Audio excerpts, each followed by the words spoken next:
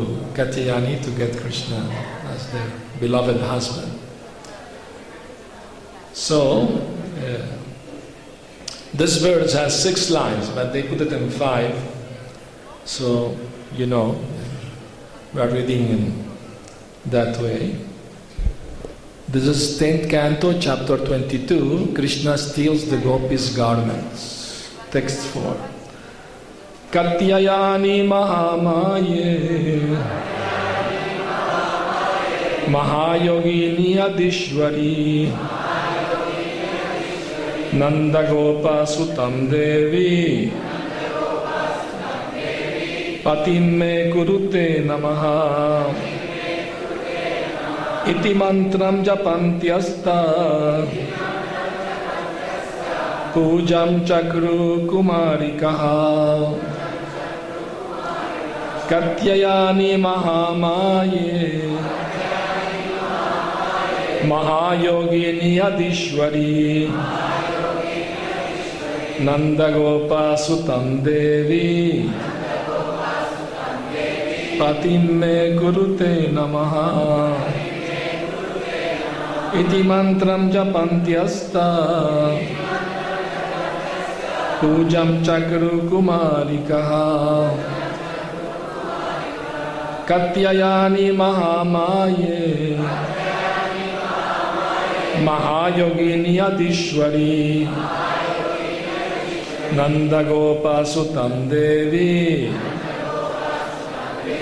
patim me kurute namaha iti mantram japantyasta pujam chakru kumarikaha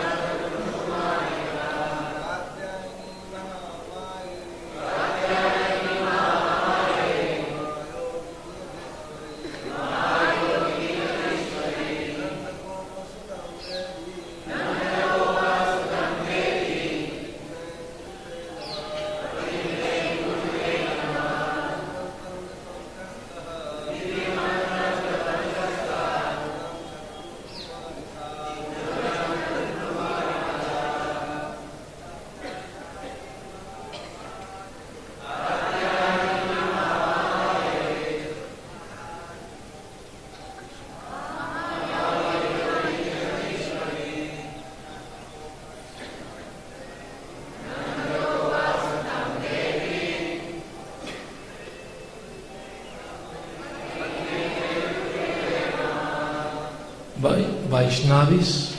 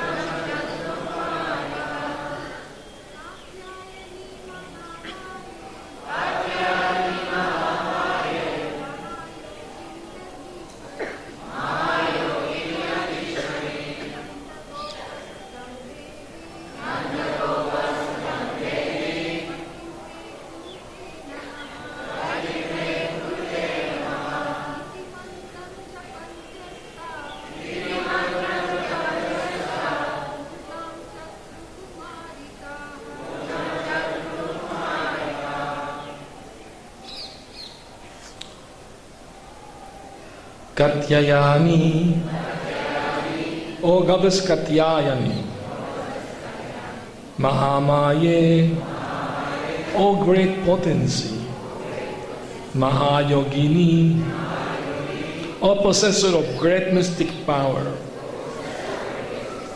Adishwari, Almighty Controller, Nanda Gopa Sutam, the son of Maharaj Nanda, Devi, O Goddess, Patim, the husband, Me, my, Guru, please make, Te, and to you, Namaha, my obeisances.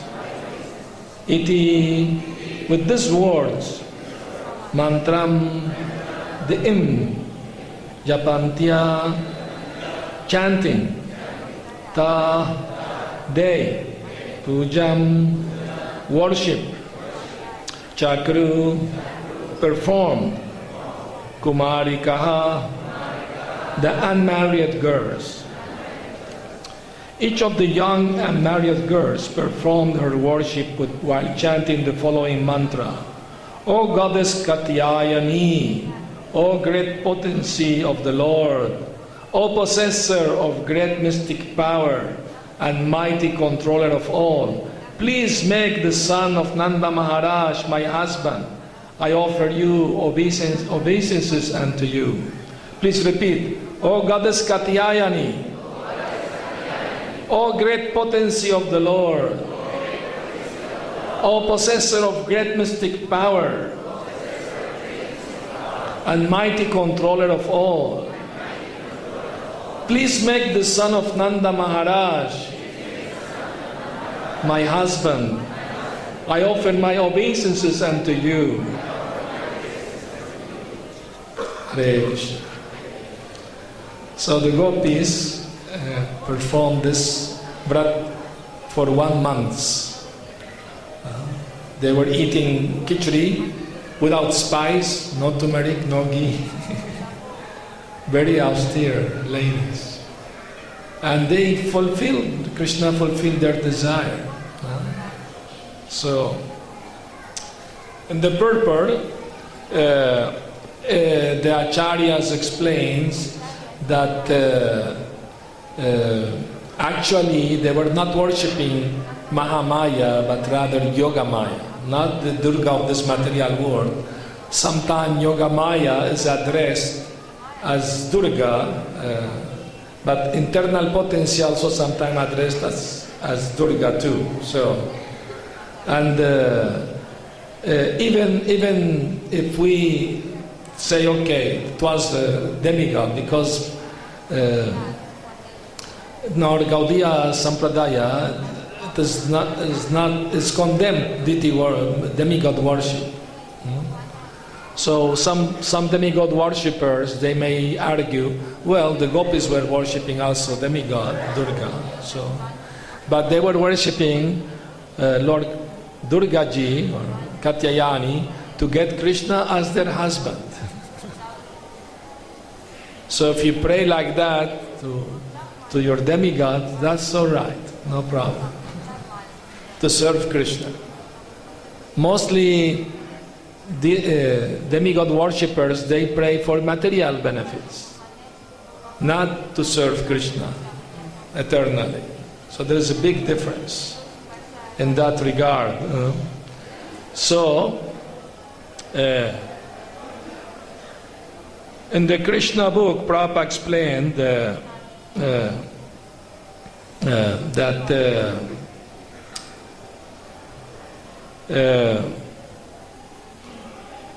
the Vaishnavas generally do not worship any demigods. Srila Narottam Das Thakur has strictly forbidden all worship of the demigods for anyone who wants to advance in pure devotional service.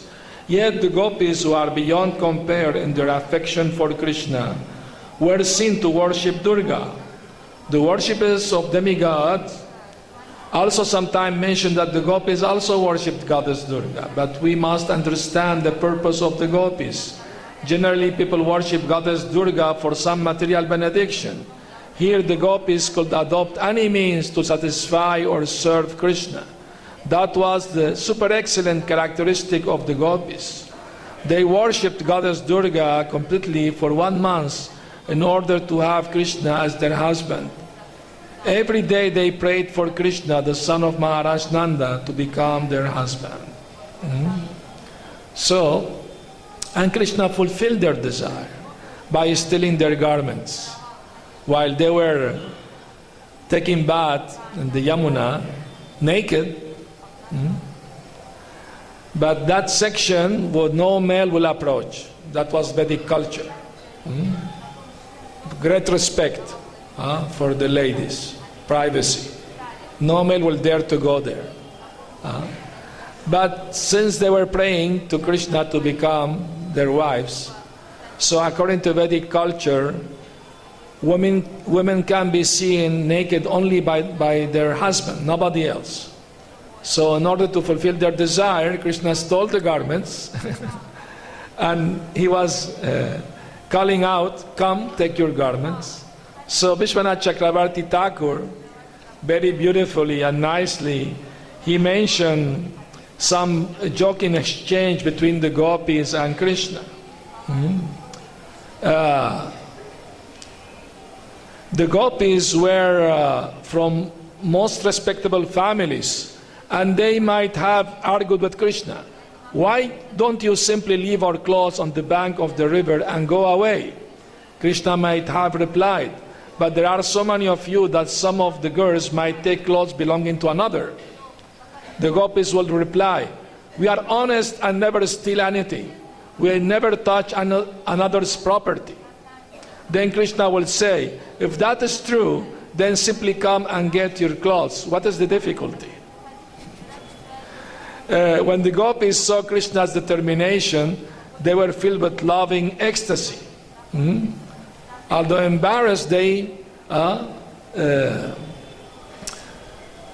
were happy to receive Krishna's attention. He was joking with them as they were his husband, wives or girlfriends.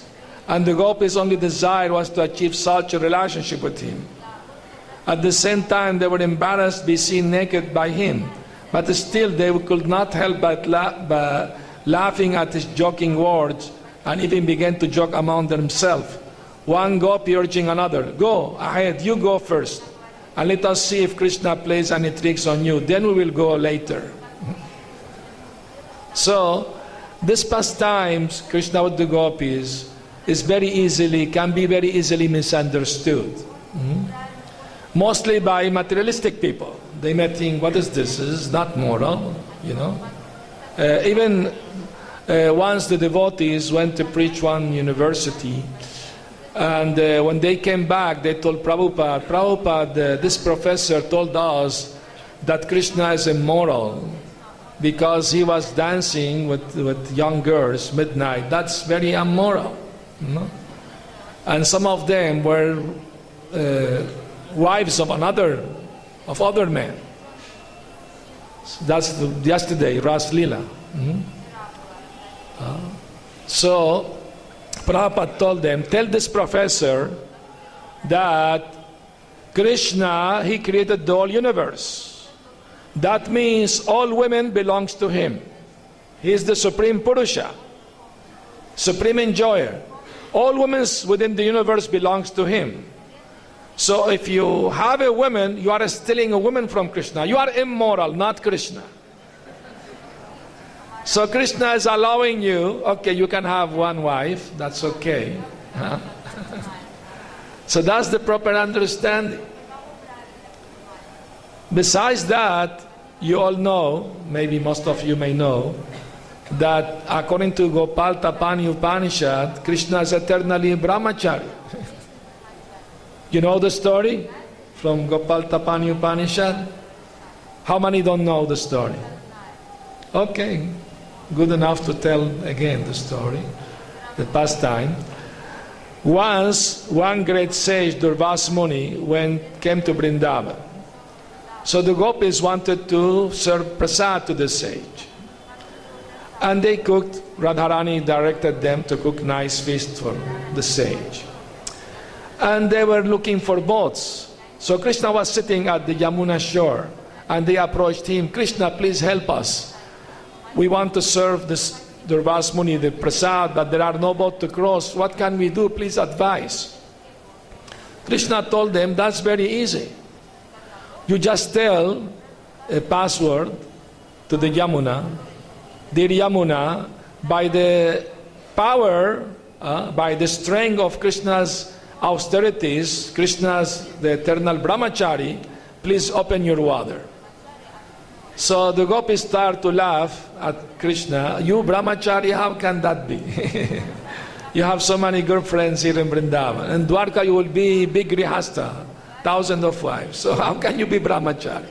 Krishna say, okay, you don't believe me, no problem, but just try see what happened. So they said the mantra and the Yamuna opened the water. And they could cross very easily. So they went, they served the sage Durvas Muni the prasad to his full satisfaction. And then they asked him, to come here we have to say the password, Krishna is an eternal brahmachari. What we should say to go back? Durvasa Muni said, that's very easy. You just say to Yamuna, by the austerities of Durvasa Muni who didn't eat today, please open your water. So Radharani asked Durvasa, how you didn't eat? We saw you eating big nice feast. And how is that Krishna is brahmachari? Please explain that to us. Durvasa Muni explained, Krishna is not materialistic enjoyer. You gopis don't have material bodies. To associate with Krishna, you have to have spiritual bodies. Otherwise, Krishna will not associate with any lady from this material world, no matter how beautiful it may be, even demigoddess. They will look like a frog in front of you. So, since you are not different from Krishna, you are eternally related to Krishna as his internal potency. So Krishna doesn't sport with any lady with material body. So that means Krishna is brahmachari. And also the queens in Dwarka are also expansions of you. So they are also as spiritual as you. So in that way Krishna remain eternally brahmachari. And me, the sage said, I'm also not materialistic enjoyer. Although you saw me eating big nice feast, I also was watching myself eating. I was aloof from my body. I knew I'm not the body. So that is a symptom of self-realization. The Bhagavad Gita explained, the self-realized soul, although eat, sleep, get up, go bathroom, close the eyes, open the eyes, knows that not doing anything. That only is carried by material energy, but doesn't identify with the body or mind. So that's self-realization. But of course, this philosophy can also be misapplied.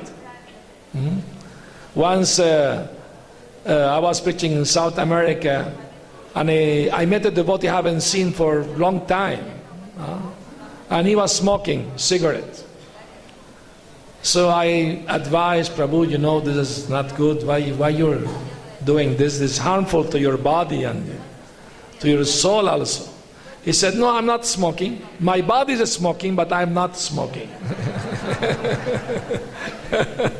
So be careful not misapply the philosophy in the wrong way. It has to be applied in the proper way. Then it is pleasing to Krishna.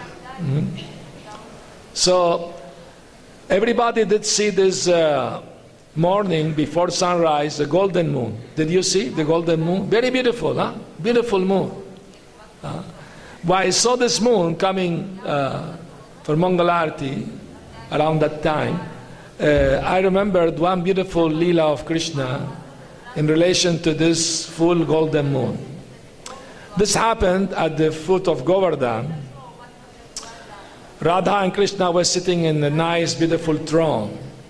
And the gopis were decorating them very nicely. Ornaments, flowers, very beautifully. And they brought a big mirror to show them how they were decorated. So they were very happy and pleased with the gopi. They blessed the gopis. And the moon's reflection, the golden full moon, reflected on the mirror. So jokingly, Radharani told Krishna, Krishna, I am more beautiful than you. You are dark like the night, and I'm fair like the moon.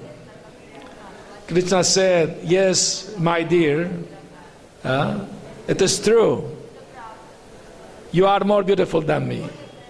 But where is the beauty of the moon without the darkness of the night? So see, they eternally embellish each other. Prabhupada said, Krishna alone is not beautiful, not so beautiful. When he's with Radharani, he's more beautiful. So this is the truth. Srila Bhaktisiddhanta Saraswati Thakur said, actually we are pure Shaktas. Shaktas are those who worship Goddess Durga, her expansions. But we are pure Shaktas. We worship the internal potency of the Lord. Śrīmati Radhika. She is very, very dear to Krishna. And this morning at 6:30 also, around that time, Damodar months ended. Because for us, the day starts at sunrise. So this morning, full months, devotees coming, worshipping Radha Damodar. Now in the pastime of Damodar, Satyavrata Muni, very beautiful prayer, Damodarastaka, he explains the inner meaning of Krishna childhood lila. He first established Krishna's position as the Supreme Lord. So I would like to read a little something from about that and share it with you about this particular pastime. So when Satyavrata Muni is speaking about this lila, we have to understand it's not like he's got inspired and wrote some beautiful verses, nice verses. No. He's actually in his heart seeing the lila. Prabhupada said like a color TV. Mahabhagavat, pure devotee, they can see the lila like color TV. 3D even. So, high definition in the heart is revealed by Krishna. So when he's describing this lila, he's seeing this lila in his inner eyes. Prabhupada said the soul have spiritual eyes, but now in the material condition are closed. When we practice bhakti, should have bhakti, pure devotional service, the eyes, spiritual eyes of the soul start open. Then we can actually see with our spiritual eyes. Narottam Das Thakur have prayed, Vishaya Chariya Kabe Shuddha Habe Man Kabe Hamahe Rabo Shri Vrindavan. When my mind will be completely free from all material desires and hankering, then I will be able to see Vrindavan. So Vrindavan is not cheap, easy thing. It's not by buying an air ticket or train ticket we come to Vrindavan. No. We have to come in the proper mood of surrender. Without surrender, there is no question of devotional service. So, Srila Jiva Goswami explains that unless there is in Bhakti Sandarbha, he explained that without Goptritva Varanam, acceptance that Krishna is my guardian, master and maintainer, then one cannot perform Navadanga Bhakti, the 9 limbs of Bhakti Yoga, starting with hearing, chanting, remembering. They are not considered yet Bhakti. Only when we surrender and accept Krishna as our maintainer, master and guardian, then we can actually practice devotional service. So unless we come with that spirit of surrender, we will not get to so much benefit. Prabhupada said even materialistic people, they come Vrindavan, they get benefits. Because just to be in the place will purify them. But those who are eager to advance more in a spiritual life, like Maharaj was explaining yesterday about Ashabandha, hope after hope, never lose hope. So in the Nectar of Devotion, Prabhupada explained the meaning of this Ashabandha. The strong conviction that one will certainly receive the favor of Krishna is called Ashabandha.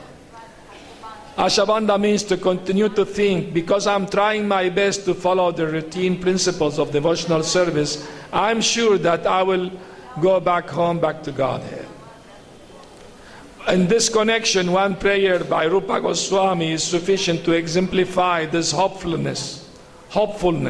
He says, I have no love for Krishna, nor the causes of developing love of Krishna, namely hearing and chanting, and the process of Bhakti Yoga by which one is always thinking of Krishna and fixing his lotus feet in the heart, is also lacking in me. As far as philosophical knowledge or pious works are concerned, I don't see any opportunity for me to execute such activities. But above all, I'm not even born of a nice family. Therefore, I must simply pray to you, Gopi Janna Vallabha. I simply wish and hope that some way or other I may be able to approach your lotus feet. And this hope is giving me pain, because I think myself quite incompetent to approach that transcendental goal of life. So beautiful feeling. The purpose is that under this heeding of Ashabandha, one shall continue to hope against hope that some way or other he will be able to approach the lotus feet of the Supreme Lord. So this hope, when becomes more intensified, this Ashabandha become more intensified, then become laulyam, a great eagerness. And Prabhupada said that's the price we have to pay to get Krishna Bhakti. And how we get this? Some or other, we should look for good association. For devotees who have this, who are more advanced in Krishna consciousness. So, but the material conditioning make us believe, no, that's very difficult, that's for very advanced devotees. I am very conditioned devotee, how can I come to this level? I don't want to become sahaja. Of course, we have to be careful not to take things cheaply, that's for sure. It's not that you go to one day to Radhakund and come back, I am Gopi, you know. I got revelation. That's taking things cheaply, sahaja. No, we should take things seriously. You know that Gaur-Kishore Das Babaji Maharaj said that we received our Siddha Pranali mantra from Sri Chaitanya Mahaprabhu. You know what mantra is that? Trinadapi sunichena tarodapi sahishnuna amanina manadena kirtaniya sadahari. So if anybody approached you to give you Siddha mantra, you said, we already got mantra, Siddha mantra from Mahaprabhu. Recite this mantra. So, we have to be careful not to be discouraged by others or by our mind. Sometimes even friends, family try to discourage. Why become so spiritual? Why so Krishna conscious? When you become old, you do it. Now you're young, you enjoy life. Sometimes they speak like that. So we should not get confused about this. In regard to this idea or mentality, I will tell you another story. Once a hen found an eagle's egg. And the hen sat on the egg. like motherly, affection. And after a few weeks, a small eagle was born. So the small eagle saw the hen, thought was his mother. So he was following her wherever she's going, trying to do the same thing, eating and like that. And the small eagle became part of the chicken community, One day, this small eagle looked at the sky and he saw beautiful big eagle flying in the sky. So he asked his mother, chicken, hen, "Mother, what bird is that? So wonderful." And the hen said, "Oh, this is an eagle, but don't forget, you are a chicken." Don't even think about it. Don't even try it. You are a chicken. So the story ends there, meaning that I read it in some self-help book or something, but I didn't like the ending. So I added a little more to the story. That the big eagle with his eagle eye, he saw the small eagle down there and felt compassion, sympathy for the small eagle. So he came down and seeing the chicken distracted, he called the small eagle apart. "Come, come. What are you doing with this chicken? You are not a chicken like them. You are an eagle like me. Come with me. I will show you how to fly." This is the Guru rescuing the soul from Maya. So if we want to fly like an eagle, we have to give up the company of chickens. Means bad association. Give up. Now the eagle told the small eagle, "Come and buy back, I will take you, show you how to fly." Eagle, they live in high mountain, they have their nest high mountain. Do you know how they teach their offspring how to fly? They push them out of the nest. Fly or die. Of course, they wait until his wings are good, big enough, But they need the push. Unless there is a push, they will afraid to fly. So that is very important. A little push is very important. That's why association of devotees is very important. To help you make the step to become Krishna conscious. Prabhupada said, it's like a train. One wagon push the other wagon. So I push you, you push other, the push other, like that. This is Guru Parampara, pushing program. Hare Krishna. So this is Krishna consciousness philosophy. We have to understand that we have to develop this ashabandha, this hope. Then what we are doing in Krishna consciousness, just to mechanically chanting, doing everything mechanically, no feeling, what is that? No.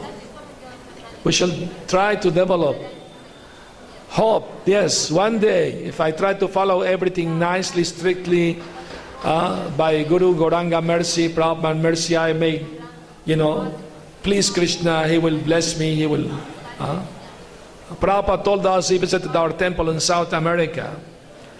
One morning, before leaving to the airport, he said, he quoted the Rupa Goswami, Upadeshamrita. He said, "Utsahan nishchayat daryat tat tat karma pravartanat." He said, Utsahan, enthusiasm is very important. Very important. Prabhupada's enthusiasm means, I must see Krishna in this very life. That means enthusiasm. Prabhupada said, you are already seeing Krishna, Krishna and the deity non-different. But still personally it is possible if you continue with this enthusiasm. Of course, we have to follow all the 4 rules, regulation, chanting good rounds, trying to concentrate, not be distracted, try to give up offenses. So many things we have to do to please Krishna. So thank you very much and coming hearing about Harikatha. If anybody has any questions or comments, please. That we are trying to serve Krishna, but sometime in the heart there is a rebellion. Why should I serve Krishna? No? What to do when this thought comes to the mind, no? A rebellious thought. Why should I serve Krishna? This reminds me, I met one young man at the temple in Spain, Barcelona, and he was arguing. I was preaching to him the philosophy. He was giving one argument. Why we should serve God? God has everything. He doesn't need our service. We have to serve ourselves because we have nothing. That was his argument. It seemed very logical argument, you know. And I answered him, you're saying the truth, yes. God has everything. And we have nothing. Who can give you everything? Who can give you everything but Him? If He has everything and we have nothing, who can give you everything?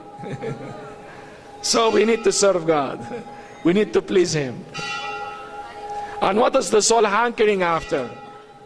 Happiness. Everybody wants to be happy. Everybody want to be healthy. Everyone want to have harmony, love, all these things. Who can give all these things for eternity? Forever.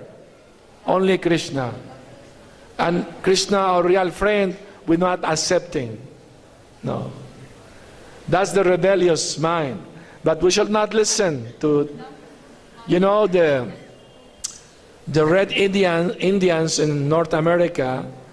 They have a saying that every person, they have in their heart a good dog and a bad dog. And these two dogs always fighting. So the bad dog is all these bad things, lust, greed, anger, envy, all these bad things. And the good dog is all the good things, you know. Compassion, mercy, and tolerance, etc. So if we want that the good dog will win over the bad dog, what we have to do? We have to feed the good dog and starve the bad dog. Isn't it? So we have to feed the good thoughts and not to give attention to any bad thoughts. Immediately reject them. Think of Krishna. That's our process, our program.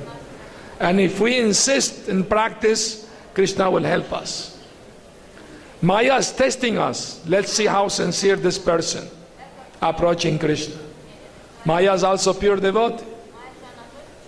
And she's giving misery because we have forgotten Krishna from time immemorial.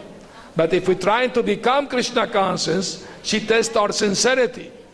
And when we see it really sincere, then Krishna will tell, okay, calm down, don't be so harsh with my devotee. Is that okay?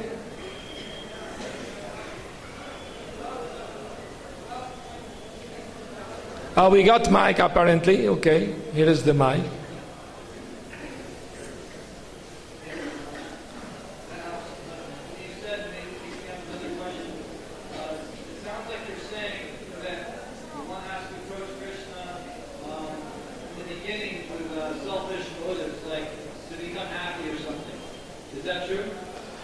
Well, I mean to say that according to the level we are, if somebody is a beginner looking for happiness, then it's okay.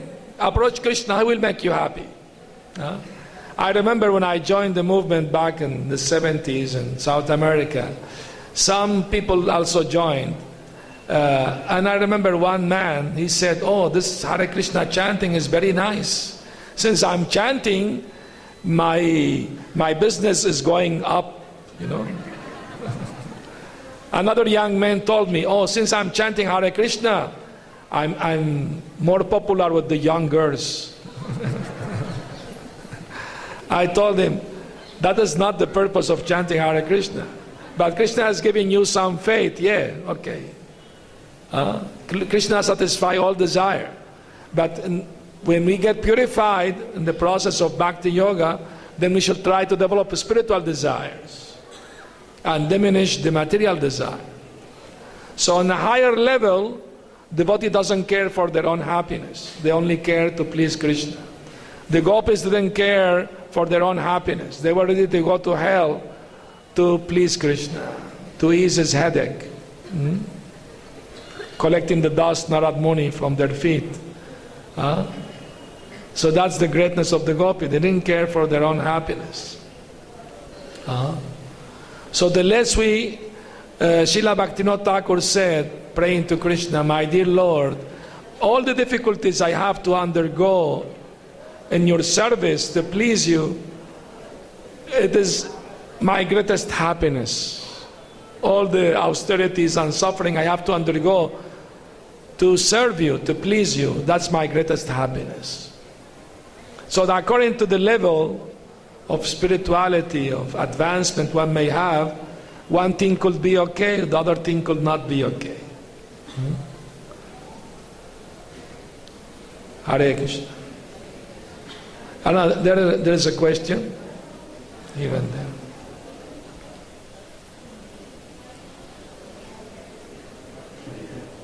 Yes. Maharaj, you mentioned about being enthusiastic. The next instruction is being patient. Many times I find myself being a bit too patient. I don't have to know. So how do you be enthusiastic and patient at the same time? Patient and enthusiastic at the same time. This, the Ashabandha, means to be patient. I hope, if I'm following everything nicely, one day Krishna will give me his mercy. That's patience. But enthusiastic means I will not give it up no matter how long Krishna may take to give me his mercy. So if you are enthusiastic but not patient, after some time, I've tried for long time, didn't work, so let me take it easy. That's the mundane mentality, material mentality. Determination means, doesn't matter, Krishna favors me now or after 100 births, I will never give up his service. I will never give up trying to please him. That's Ashabandha and enthusiasm together. We shall try to keep both things together. Then success is guaranteed by Shastra, Guru and Sadhu.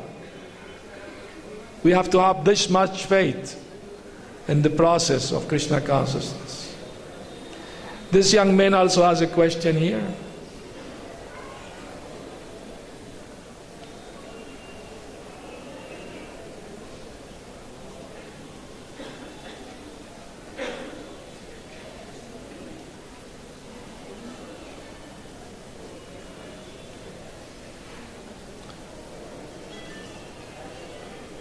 Thank you.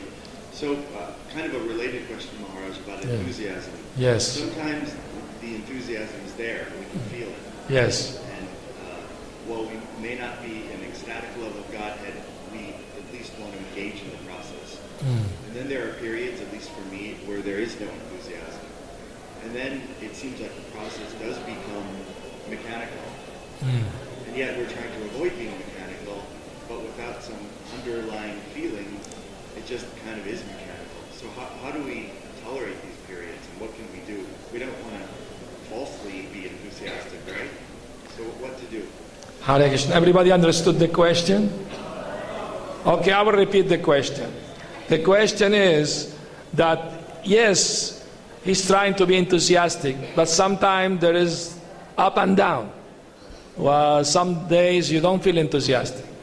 So it's still one try, but still mechanically one is trying to be enthusiastic. What to do in this situation?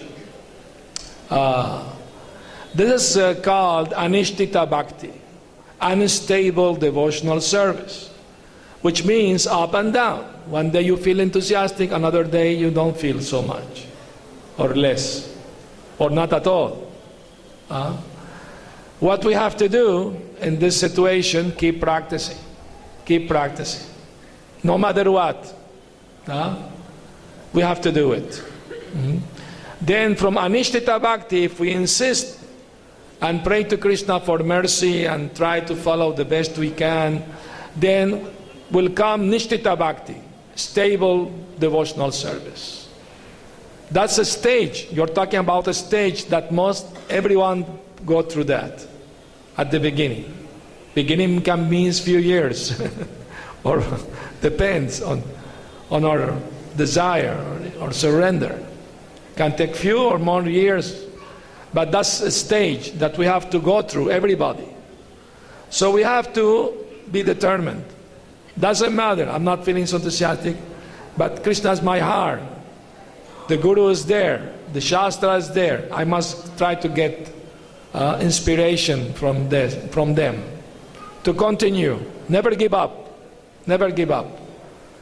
Prabhupada told us in South America when he visited there, if you follow strictly the 4 regulative principles and chant 16 rounds every day, and you chant the holy name, do Sankirtan, I promise you, in this very life you will see Krishna face to face. Srila Prabhupada ki. When pure devotee promise something, Krishna will make sure it will happen. But we have to follow the 4 rules. Never break them, ever. And try to chant good rounds with attention, avoiding offenses. Then will happen. One day will become fixed and develop ruchi. Taste for chanting, hearing will be natural. Then asakti, become attached to the service and to Krishna, the object of service. Then bhav, spiritual emotions, and then prem, love of Godhead. Prabhupada said the seed is already there. You just have to keep watering the seed. And one day the fruit will come. Even in this material world you will enjoy love of Godhead. Be assured. Prabhupada is giving assurance. We have to have this much faith. Hare Krishna. Another questions? There in the back.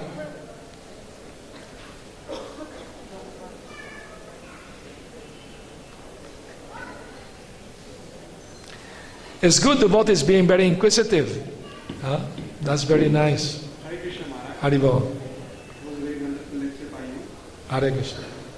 My question is that Krishna loves the devotee who is doing mechanical chanting. Although he's not getting any nectar, but he's chanting his all rounds like a duty.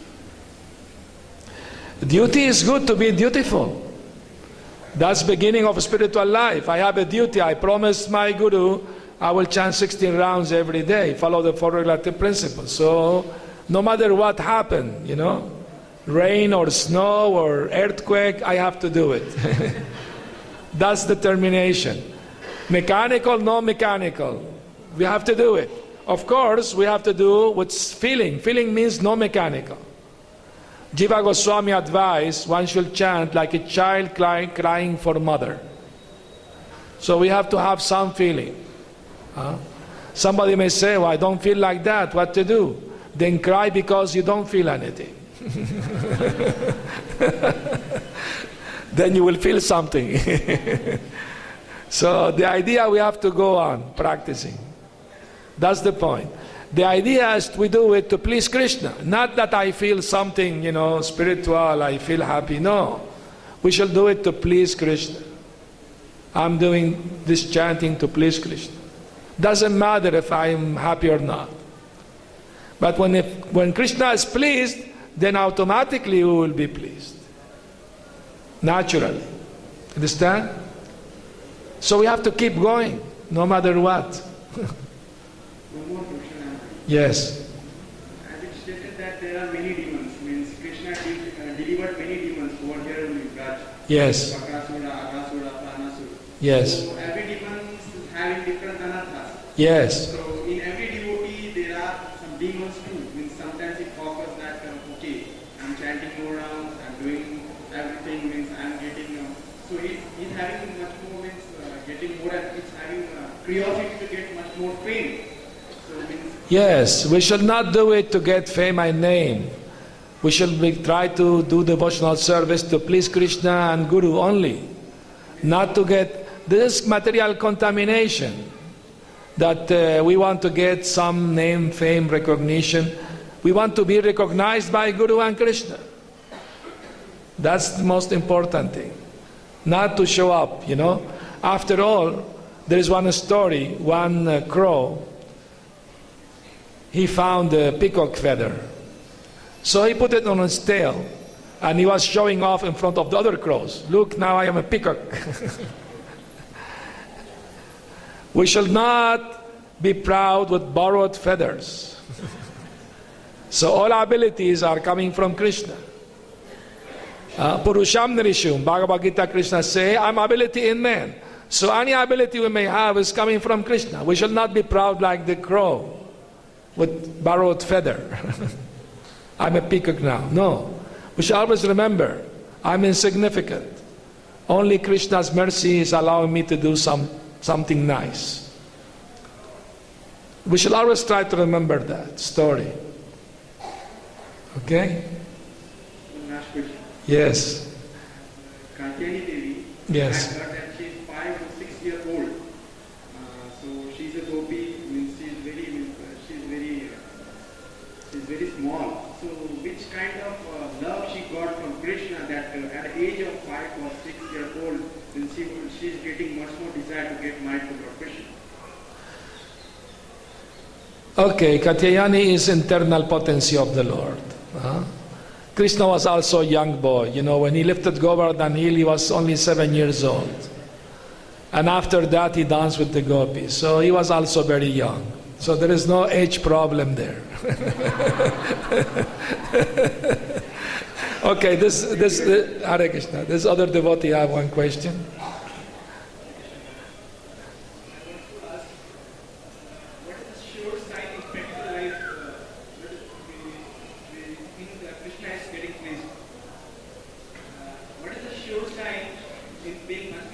Yes.